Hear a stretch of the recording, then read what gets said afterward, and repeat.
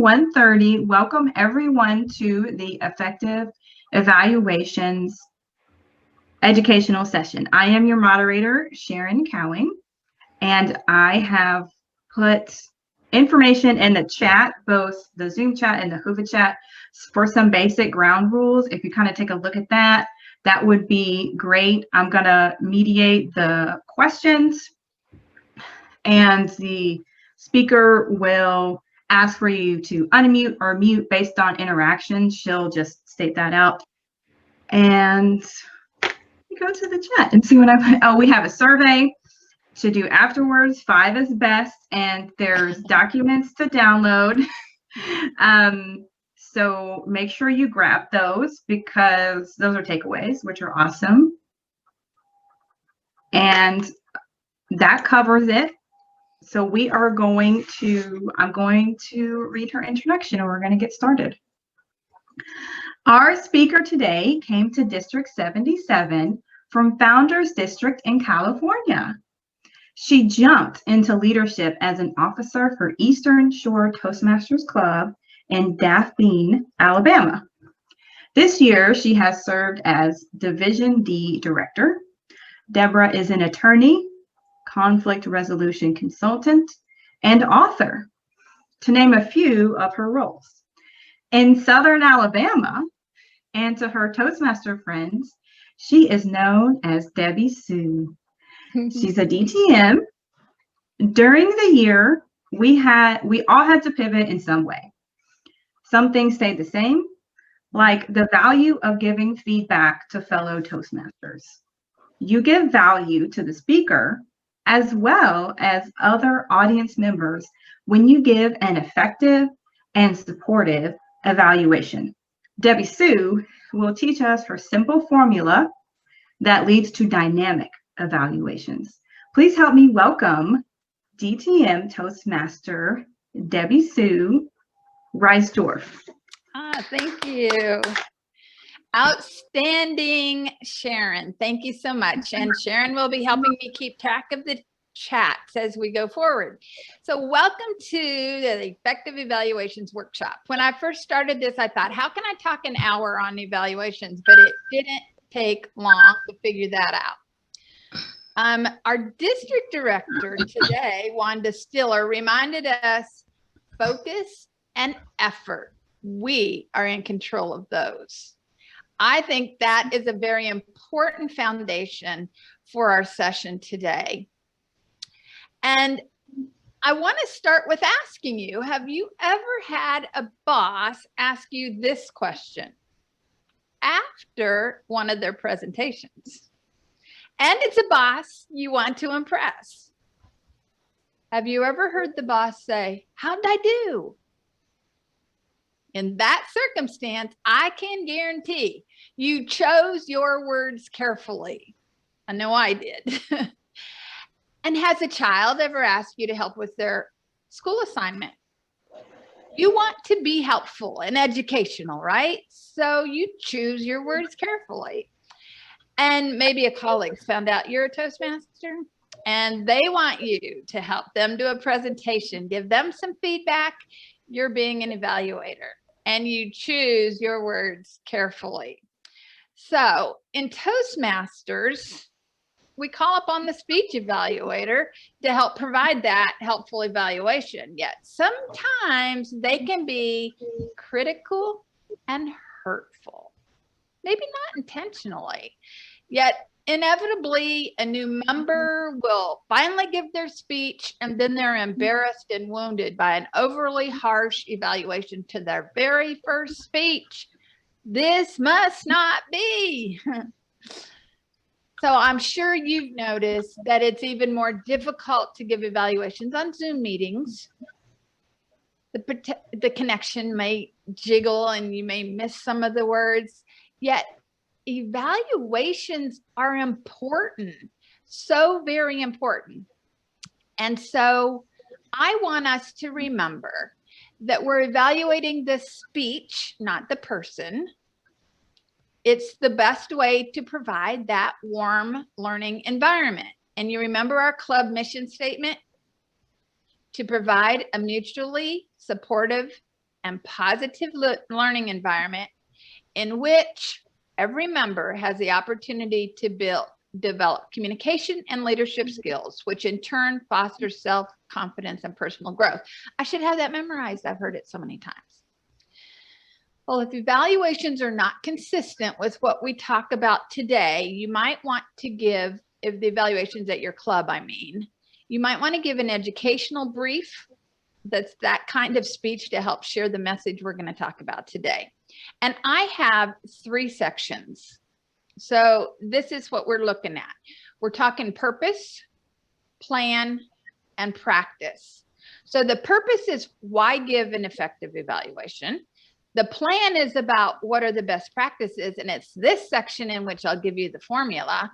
And practice is what value do I add to my evaluations regularly? So it's really about your reputation. Do you give those evaluations that are helpful? Or do you give the one that they go, don't ask Debbie Sue to give the evaluation today. We got a new Toastmaster. What is your reputation? So that's what I want to go through, and I'll need your help and input at times. Why give an effective evaluation? Well, yeah, we know we give these evaluations as a speech evaluator, a general evaluator, and then one of the attendees had an amazing question. Do we evaluate the evaluator? I've provided some document downloads that you can see what to look for in a speech evaluation, what to look for as a general evaluation, and let's talk about that evaluating the evaluator. Has anybody focused on the part in level 1? It's called evaluation and feedback. In every pathway, it says give, receive, and apply feedback. We usually do the speech and hear the feedback, then turn around and apply it on the second speech. And we miss the part that we're supposed to give feedback to the evaluator. So the VPE can add that as an agenda item. In fact, there's a project in the pathways that lets somebody evaluate how the Table Topics Master handled their projects. That's an amazing evaluation we don't often hear. And you add it in as a part of the agenda. I've seen that done well. Now, in our meetings, when I was in Founders District, one of our favorite roles was the mystery greeter. And the sergeant at arms would select someone to be the mystery greeter. Now, we had a practice of coming in and shaking hands with everyone that you met before the meeting started. It was a way to get people engaging and practicing our introductions, practicing our approaching people. And the mystery greeter would sit quietly and let everyone come to them. And then when the president began the meeting, he'd say, okay, Joan is the mystery greeter today. What's your report? Joan says, everybody shook hands with me. It was amazing. Or Fred forgot. He didn't even say boo to me. So it's just kind of fun, and it's a great way to help build skills. Now today, Ramona said, what'd she say? Great leaders serve. As leaders, we're role models, right? We serve the club well. And especially when we're somebody at the front of the room, the president, or somebody who is with a title, they look to us for how do you do this? So knowing how to give evaluations is a very important part of that service. I've provided a PDF document that summarizes each project in each pathway at a glance. And I think this is important so that you can use your evaluation skills at all levels of the pathway. And I'm going to say thanks to Buck Norred. He's the IT expert at Eastern Shore Toastmasters, but it's called Pathways Overview. And here is where you'll be able to incorporate more evaluation aspects or challenge yourself to do more creative projects. And just like our international director said today, challenge yourself with a project. Don't just do the easy ones. And then genuinely consider the evaluation that comes to you. Don't we want to grow? So I want to know, how has your club, and you can type it in the chat, or you can open your mic and say it, but type it in the chat might be best. How has your club used evaluators for any other purpose besides speech and general evaluation?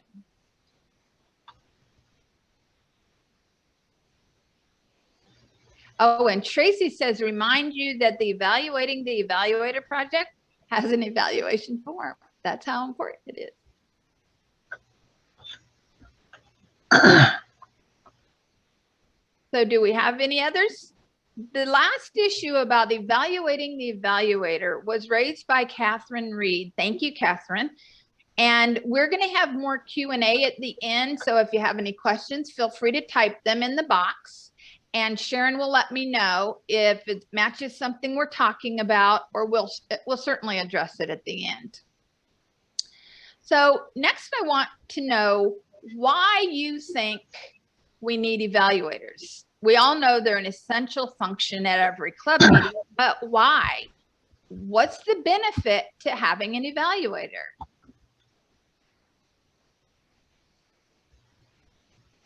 You want to type it? January. What's that?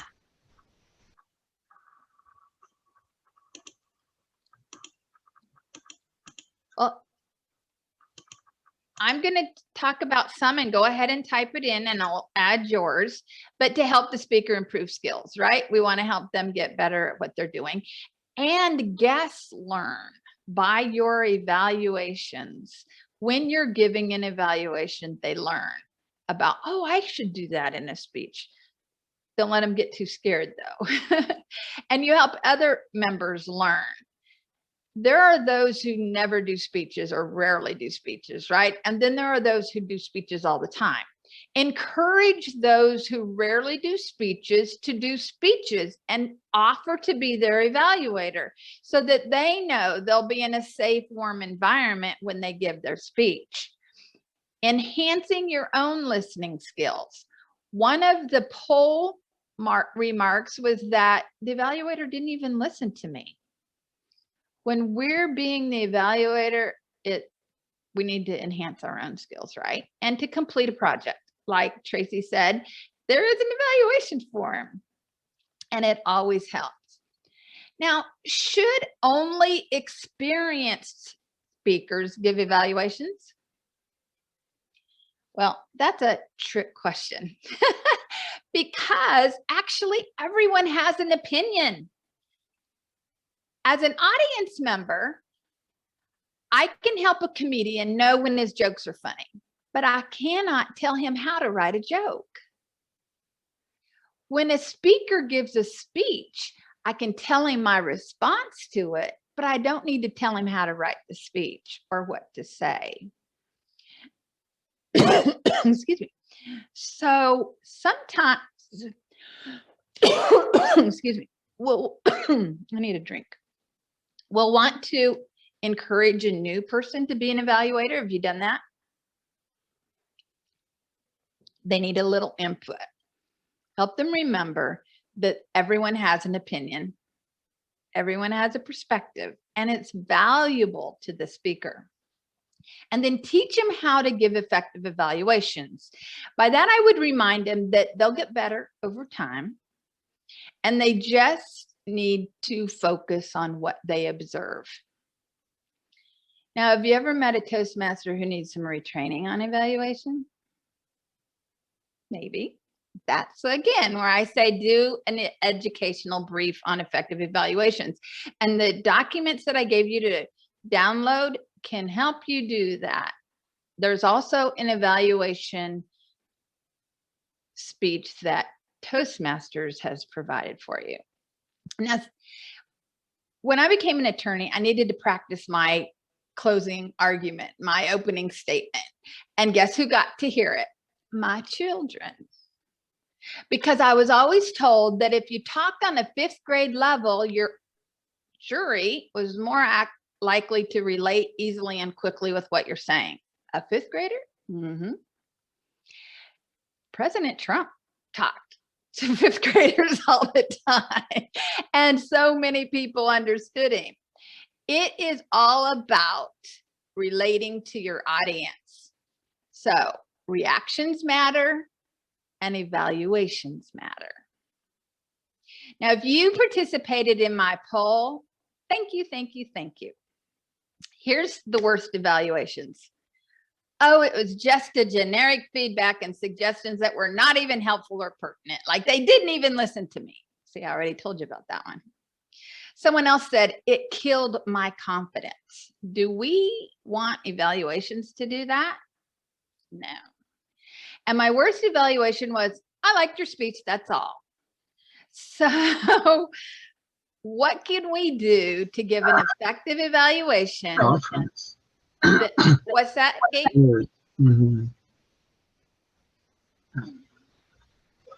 Hey, Gaten, your mic is open. Can you mute it unless you're going to speak up? Thank you, sir. Thank you. And then there are the best evaluations. And we all have at least one of those. Someone said they knew me so well and gave super specific feedback detailed to me. I felt valued and fulfilled. That's a great way to get an evaluation, right? And then someone else said the best eval stated it was organized, humorous, engaging, realism, be comfortable within your story, some helpful tips. And the third said it was right to the point. So I'm going to talk about some best practices that will help you do those best practices. Now, as a new Toastmaster, I'm not going to tell you how many years ago that was. I would watch others who gave evaluations, and it was helpful. But then a distinguished Toastmaster gave me his formula.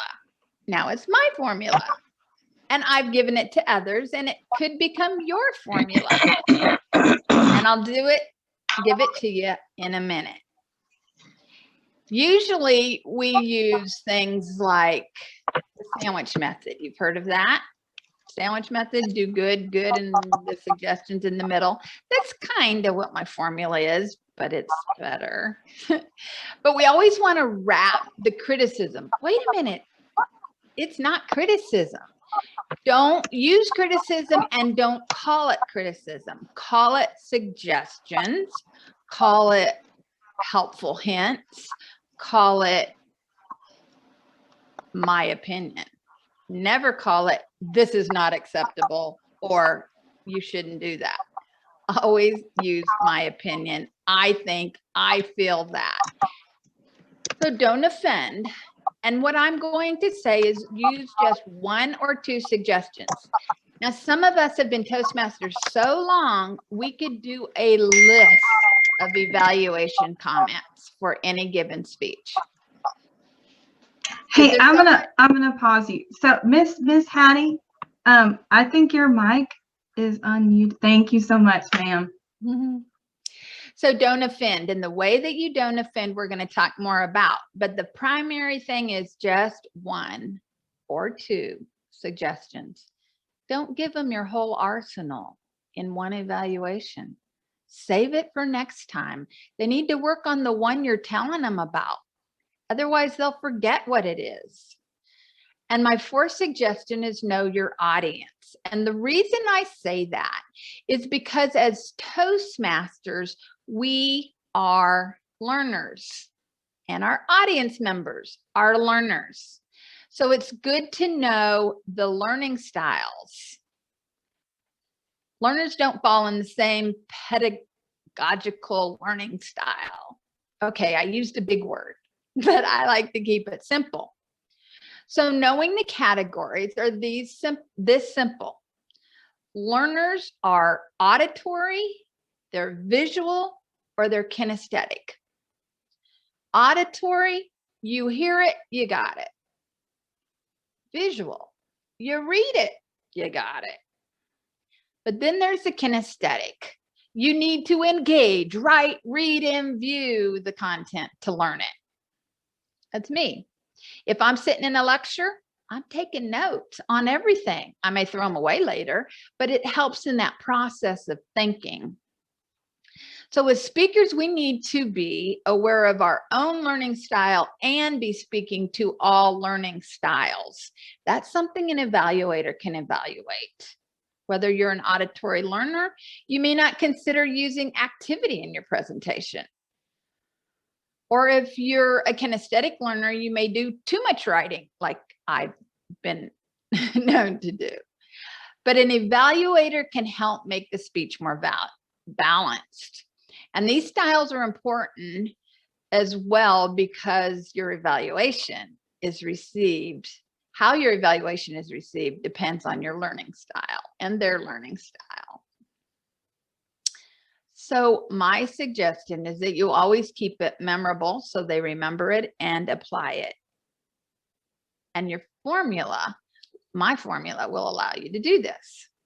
This is a formula that works every time. Are you ready for it? Okay, it's this simple. Good, better, best. What did they do well? Start with that. And I'm sure you can find something. Even if it was a really poor speech, you can find something they did well. And there may be lots of things. Put in a bunch of things and use examples. You open the speech with a question. This is an amazing way to grab the attention of your audience. Sarah, I was enthralled with how you got us wrapped into your speech at the very beginning. Tony, the way you invited your audience to give a scream with the warrior was thrilling. It engaged the audience in a memorable way. Telling them what they did well. These are examples you could use. And then better is where you give feedback on one or two things they could do better. In my opinion, you might have described the character more, or perhaps it would have been more effective to use pauses after you said, and tomorrow is another day. Giving them some examples of what you suggest is important. And like I said, and I can't say this enough, one suggestion is the best. You don't need to show off all of your expertise. The evaluation's not about you, it's about them. Remember that they may receive more feedback from other members. Now, I don't remember if when we were in person, there are these little forms that we do voting with. There's also a place to identify notes to each speaker. So our president or the Toastmaster of the day would say, I want to give you a moment to write a note to the speaker. And then everyone would write an evaluation on this little note that they could give to the speaker later. Keep it positive and uplifting with one feedback comment for suggestions. So Hey, Debbie. Yes, sir, ma'am. We have a really good question that just came in, and I would like to know the answer also. The question from Tracy is, what are some ideas for evaluating really good speakers? There are some really good ones who you search, but a suggestion is hard to find. Well, let me give you some things to look for. And this is how I use this for good speakers, because sometimes it's hard to find something, right? Before the meeting, talk to the speaker, tell them what are they working on? What do they want you to look at? Sometimes a advanced speaker will have something they really want you to focus on. Focus on that and make it your focus. The opening. What's the best part of every speech? The opening and the closing, right? So how could they have done the opening better? The body structure. It's always hard for me to comment on this, but it's important to say, yes, it was a good structure if it was. And if it's not, suggest, you told us you had 3 points. It might be helpful if you said first, second, and third before each point as you say them, so I can follow along and take notes. The closing. This is where I often get advanced speakers. They haven't planned their closing well. And when we have a long speech, I think they need to know when they're going to jump to their closing if they're untimely to keep themselves on tab. So you can suggest things like, your closing was good, but it could be better. One suggestion I'd make is, but closings are very, very important, and advanced speakers don't always take time for them. Use of visual aids. You're the audience. You see it all. You know how they could have done it better because, oh, I wish I'd seen her close up, or I wish I'd seen her back so I could see her gestures. In our Zoom meetings, everybody's learning brand new. Everybody's learning some new feedback. Also, holding items. I used to get talked all the time. You had a pen in your hand while you were speaking. I learned to lay everything down before I started a speech. That was one of our advanced Toastmasters reminding me of that. Use of notes. If they're an advanced Toastmaster, should they really be using notes? How could you help an advanced Toastmaster say, don't use notes? No, I love the part of the speech where you were talking directly to us. You were telling your story without considering anything else but your mind. We're not even looking at your notes like you had been earlier. And that part of the speech was the best part, when you were talking directly to the audience. That's a way to help encourage a new or an advanced speaker with that. And it's perfectly okay for new speakers to have notes, right? Every Toastmaster starts with a note or a card or something. If they come up and it's their first icebreaker and they have no notes, you better be sure and comment on that. Because operating with notes, it's more about how you connect with the audience than everything you should have said. And that's the hardest thing for speakers to remember. Oh, but I wanted to tell them this, and I wanted to, what do you want them to walk away with? What do you want them to remember? What do you want them to think, feel, or do when they walk away from your speech? Focus on that. And body language. You know, how they stand, how they move, how they, yeah, body language says so much. And you can let your speaker know, I felt like you didn't care about what you were saying. You could let me know you think well about what you said. I don't know. You can use body language. And the biggest one I see is vocal variety, that talks about volume. Sometimes I get real quiet in my speeches and pause just to get the audience's attention, to make sure I have them. And pauses and volume can be very effective in a little 5 to 7 minute speech, or even a 1 to 2 minute table topics. Tone, pitch, pacing is something I've been learning as an advanced Toastmaster, that pacing is so important.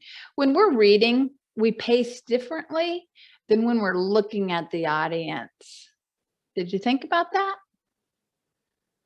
Our pacing can be more natural and normal when we're looking straight at the audience and not using our notes.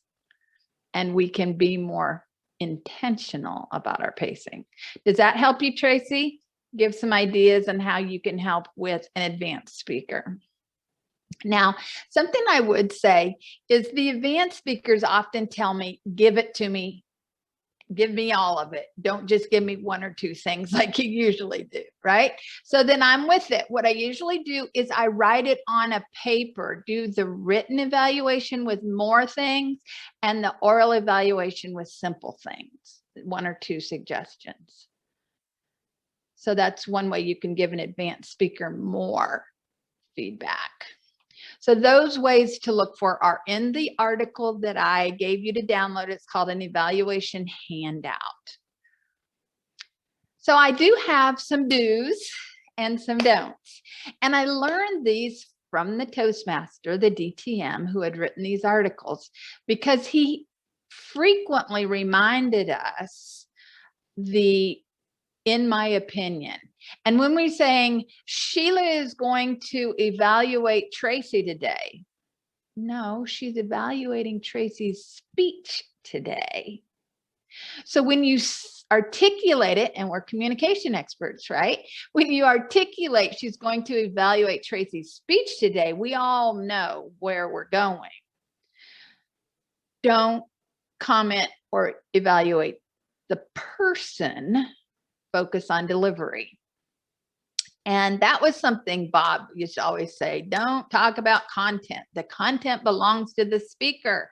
Talk about delivery. There's so much to talk about there.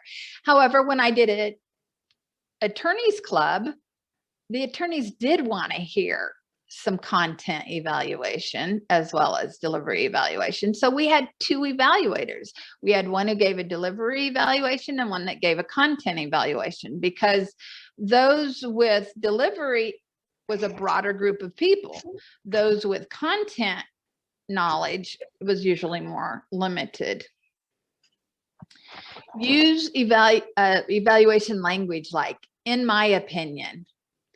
I thought this could have been, I think, it seems to me, that keeps it your opinion, not an absolute that the speaker feels that they failed. And comment on how the audience responded. When you told that joke, everybody was laughing. Or was that a joke you told? Because nobody laughed. Commenting on how the audience responded. That's an important thing, because sometimes when we're narrow-minded and we're focused on the presentation, we don't get that out. Is there a comment?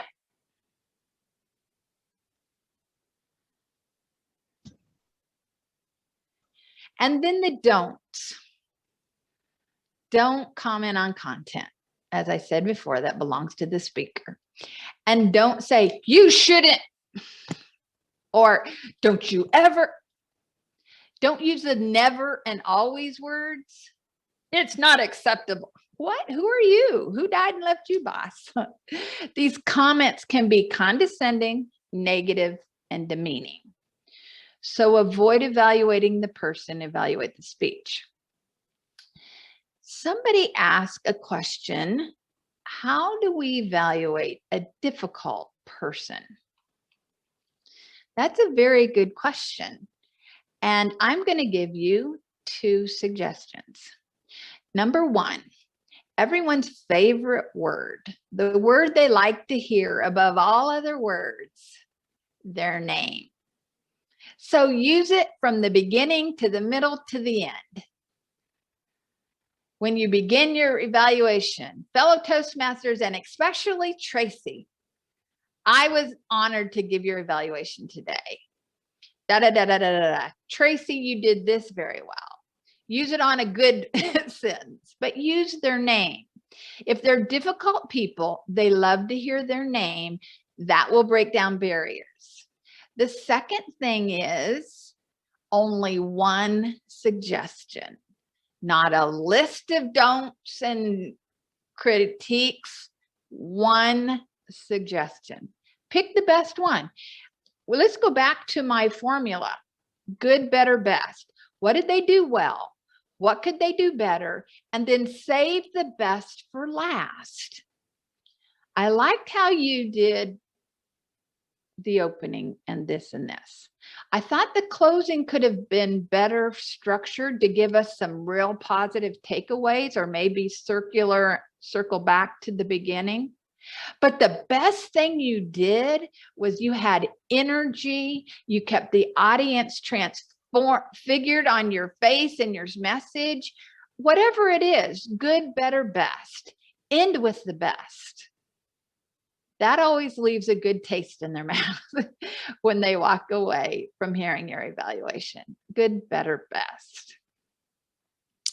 So I want you to be sure you practice your evaluation in our session survey,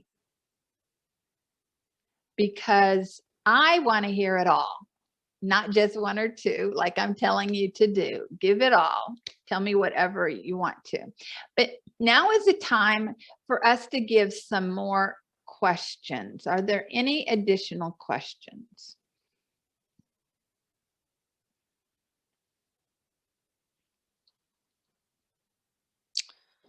Well, I did have somebody. I'm muted. Sorry. Oh, sorry, I go was ahead. muted.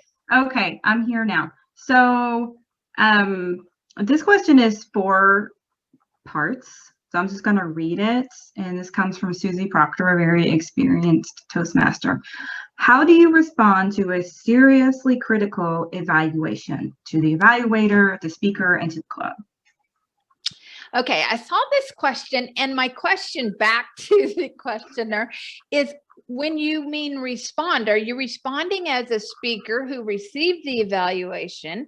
Are you responding as a leader who follows that evaluator to the front of the room and you're now dealing with everyone in the club?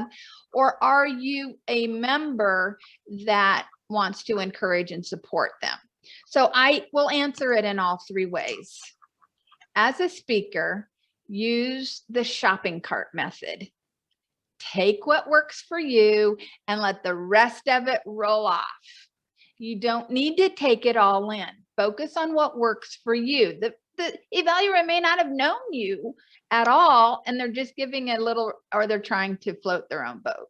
But just take, as a speaker, what works for you, and don't be upset about everything else, because everyone's entitled to their opinion. Doesn't mean it's right or wrong. Everyone's entitled to their opinion. Now, as a leader, let's say you are the Toastmaster of the day and you just observed an extremely harsh. My personal opinion is you add the additional positive and uplifting comments. That leaves the best for last in the evaluation. You're supporting the evaluation by giving them the positive feedback they need to hear. And when they hear from somebody else at the front of the room who just also heard this harsh evaluation, I would then later go talk to that Toastmaster and say, do you realize how your evaluation impacted the hearer? Because one of the questions my husband always asks is, saying what I'm saying, doing what I'm doing, saying, acting, and doing, does it let the hearers feel good about themselves? Is what I say, do, or act, let those others feel good about themselves? If it doesn't, zip it. So that is one. And as a member, remember, you can use those evaluations on the slip of paper and give a ton of positive feedback to the speaker, and be sure they get your little handwritten note, because you know how many people take those handwritten notes home and save them? They're important. So there's ways to counteract that. But I think an educational brief, if your club needs some brushing up on evaluations, give an educational brief. Someone can evaluate you or not, but it only takes 3 to 5 minutes to give, or however long you think you want to give that. Hope that answers that question. And I'm sure other people, but follow up is important. if there's someone who's been, you can see it in their body language, in their facial expressions, if they've been truly hurt, follow up after the meeting, follow up with a phone call, an email, somehow connect with them. Because when we go away, we forget it. When they go away, they don't. I love that. Thank you for that. And I like how you mentioned like a follow-up email, because they need that, because you could lose someone if it's overly harsh. Would you say that, well, you covered it with having an educational brief, but do you think that maybe if someone is kind of harsh and not following the positive protocol, maybe the president or some other officers maybe kind of have a one-on-one with said person? Yes. And remember, we vote in members so we can vote them out. And there have been clubs who've had persistent problems with somebody who insists on giving harsh, hurtful evaluations. You don't have to keep them in your club if you've given them 1 chance, 2 chance, 3 chances, and multiple officers have talked to them, talked to an area director. This is a warm, safe, nurturing environment. And if we don't keep it that way, we're not going to get new members. We're not going to keep current members, and the club is not going to thrive.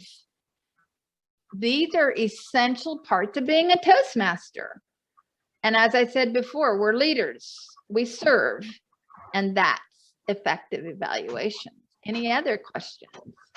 So I think you've already answered this in the previous one. These are similar, but Tammy wrote in, how can you encourage a speaker when his or her evaluator didn't meet the evaluation objectives? Okay, is Tammy in the room? Because I don't know what she means by evaluation objectives. So I don't see her, but maybe I can interpret. So in the evaluation, because we kind of had this happen this morning, I think maybe the evaluator even got the wrong evaluation script for whatever reason. So in the objectives, it says you need to do X, Y, and Z, but they said you didn't meet X, Y, and Z, but it really should have been A, B, and C. Does that make sense? That's why I guess it's important to talk to the speaker before the presentation. If they're not focused on the same things that the evaluation is, they may need some redirection or consideration. Evaluation objectives. Yeah. We need to try to challenge ourselves, like the international director said, to do a project well and to focus on what that project looks to teach us. However, be flexible, be flexible. And so I think that's why I say 1 or 2 suggestions is all you need. And if you do that, then you're safest. That's a great answer. And I think they mentioned in the pathways, but if you go online, you could ask through pathways for someone to give you feedback, and that's another avenue, and then it kind of stays in your account. We have one more question that came in from Tabitha. How do I feel confident enough to give a good evaluation? Remember, everyone has an opinion and your opinion matters. So the way that the audience is responding, or the way you as an audience respond to the speech, is an important value you give the speaker. I heard 3 points, but I only caught 1 through the course of how you said it. I heard you talking in the same tone of voice the whole time, so it seemed like all the sentences were running together. Or I felt like you were yelling at me, and I know you didn't mean to, but that's how I felt. So you can always give your own opinion and look for something positive first and use a good, better, best. But I felt, I heard, I understood, it's my opinion, always works. because it keeps the focus on you not being condescending to them, but giving them feedback that they can work with. Does that help?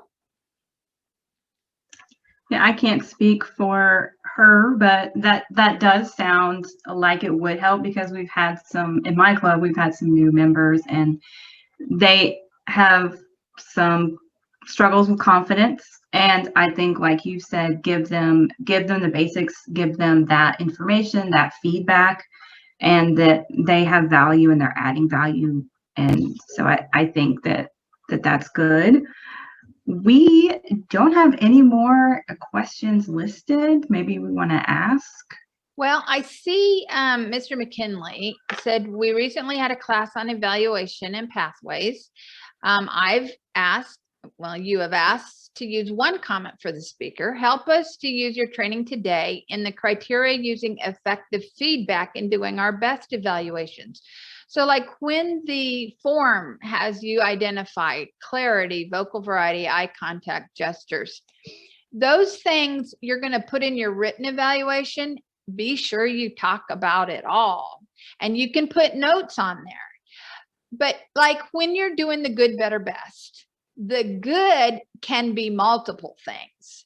The only thing that's limited to one suggestion is the things you want them to change or adapt. You can ask 20 of the best things in their speech, but the things they need to change, that's what I mean to limit to one or two. That sounds good, because to implement a lot is kind of overwhelming, and we don't want to overwhelm, right? And like you said, you can save it. So like if you see, okay, there are 10 things to work on, you could throughout the year give them things. After they master this, you can give them something else, and then that way they'll truly master that skill, or kind of overcome that, manage that better. We've had a new question come in from Jane. Can an evaluator ask the speaker questions? That's an excellent question, because I've asked that question to myself and not gotten an answer. So if it's really something you want to know the answer to, Tammy, before I begin my evaluation, tell me, did you intend to have your audience children or adults?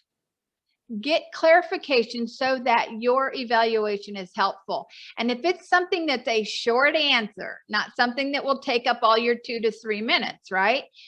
Were you talking to adults or children? That's a short answer. So if it's that kind of a question that helps you frame your evaluation, I think it's appropriate to ask them.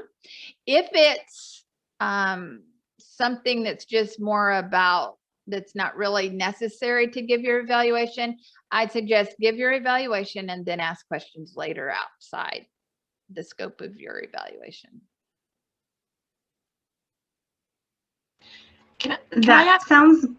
Oh, go ahead. Sorry, this is Tracy. Can I ask you a verbal question rather than typing?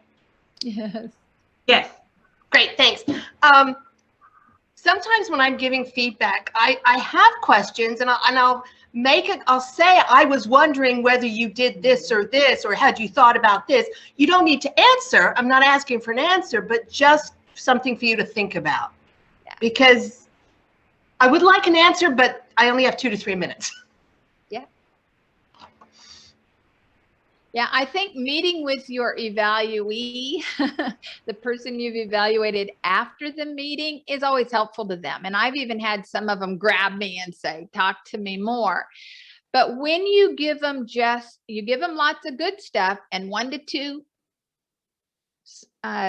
suggestions to change, they're going to want more. If you dumped on them, they're not going to want to hear another thing from you, and they're not going to remember it, and they're not going to focus. We're advanced Toastmasters. We know getting the tone, the conversational tone right is important. We know that getting confident in how you stand and how you look, how you dress is important. It's educational. I love that answer. And I think also that has value because if I have questions about your speech, that means these points weren't clarified and you didn't deliver your message as effectively as you would have liked because I'm just not clear on it. And then they can take that and work on that in the future. Yeah. There's nothing new coming in. Oh, wait. Okay, we just have a new one popped up from Catherine Reed. I think giving an evaluation is harder than giving a speech. Should an evaluation learn about the speaker and his or her topic before the meeting, which you've kind of covered, but we have time. Oh, it's 2:21. So sorry, here's a 9-minute time warning. But we've got time to cover it and it's the only one.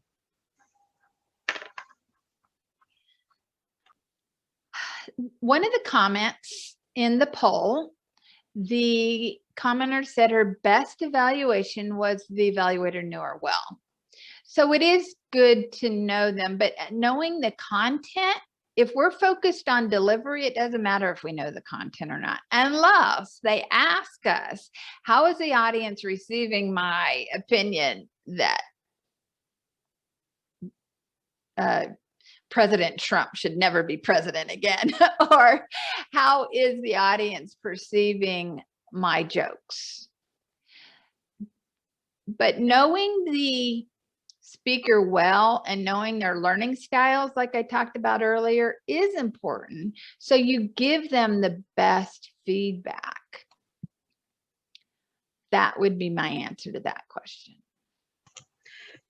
We did touch on, just to echo what you said earlier, we did touch on how typically a speaker and evaluator will communicate prior and the speaker will say, I would like for you to look for these points outside of the objective evaluation because this is something I know I struggle with. That is something that could be a follow-on to what you were saying, because then you know a little bit more, and maybe that evaluator is just looking for that extra to feel confident in giving their opinion. So we've had a new question pop up from Gayton. Is it a good idea to have a meeting where everybody evaluates and talk about how to evaluate a speaker?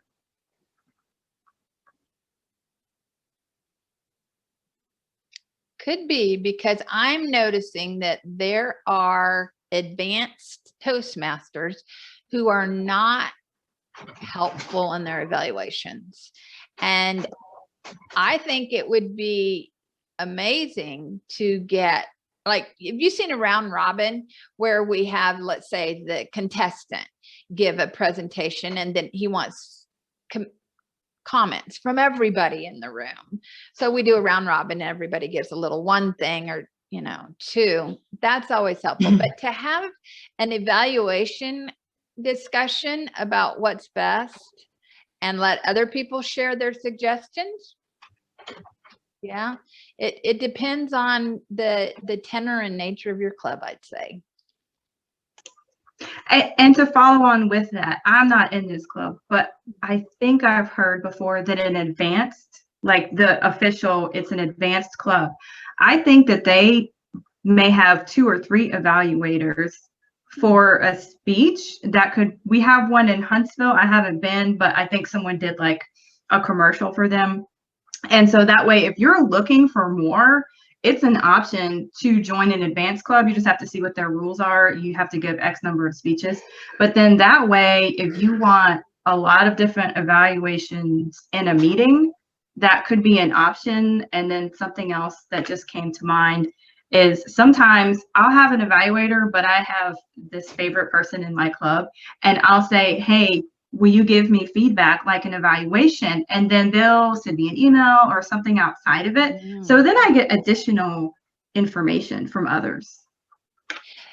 That raised a great concept, but I also want to point out that Tracy invited everyone to come to the Advanced Club virtually and be a visitor. So you can visit a club and give a speech and get feedback. You don't have to be a member of another club to give it. Just contact the VPE or the president and say, I'd like to give a speech at your club, and you'll get fresh feedback. guaranteed. The second thing is you raise the issue for me that valuations are powerful outside Toastmasters. I focus primarily inside Toastmasters, but outside Toastmasters, that's huge. And when you as a Toastmaster give an effective evaluation to your boss, to your colleague, to your husband, to your wife, you get brownie points. Especially if it's a spouse. So giving evaluations outside should be just as carefully chosen as evaluations inside Toastmasters.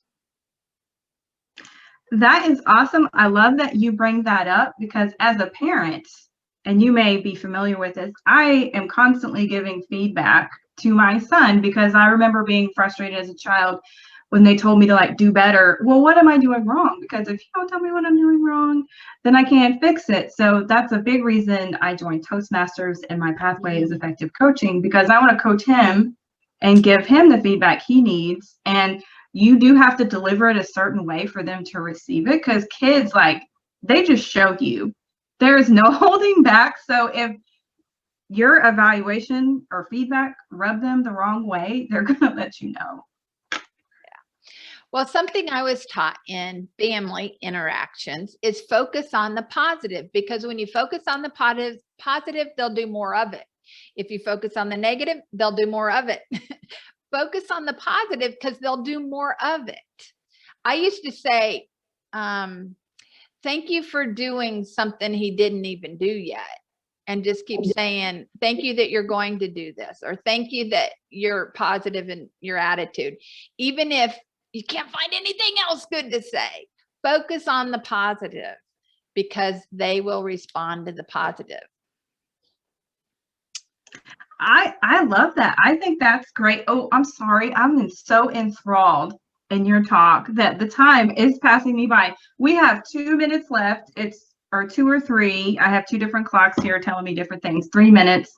It's 2:27. So we kind of need to wrap up, but I think we have covered all the questions that are pertinent, and we've gotten a lot of other information. Do we want to maybe like summarize real quick? Yes. What I want to say is that your best formula is good, better, best. That simple. What did the speaker do well? What must you suggest or might you suggest for next time?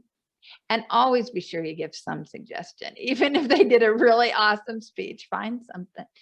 And then end with what was the best part of the speech. Save the best for last. So make your evaluations helpful and effective. Remember your purpose. Remember your plan. Remember your practice.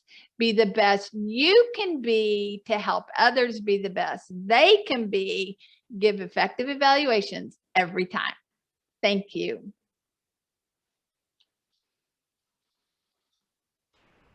Thank you. This is Tracy. Thank you. I'm skedaddling to the contest. Thank you, Sharon. I appreciate all your help. You did a fantastic job. Thank you, Tracy, for being here. Thank you. I appreciate that. And I loved your evaluations. Send me those, or your talk about evaluations. Send me those documents, and I'll definitely be taking this back to my club and sharing this knowledge. So thank you. Great. And for the rest of you, my email is on the speaker profile if you want to communicate. And that's a wrap.